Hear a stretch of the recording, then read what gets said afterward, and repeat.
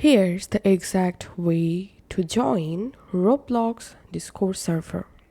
So first of all, go to your Discord, and in this left-hand menu you have to scroll down and click on this add a server option. In here, click on join a server.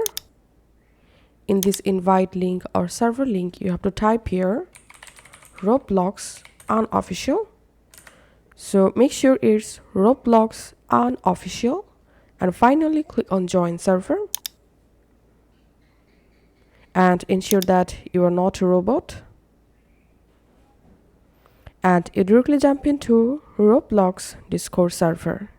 Now click on verify here and click on start onboarding. Click on I understand. Next.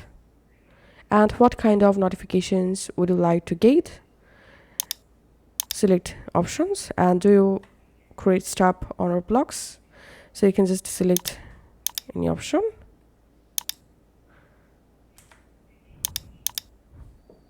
So that's how go ahead and set up your Roblox Discord server. Once you've done that, now you are ready to use the Roblox Discord server. So that's it for now. Thanks for watching.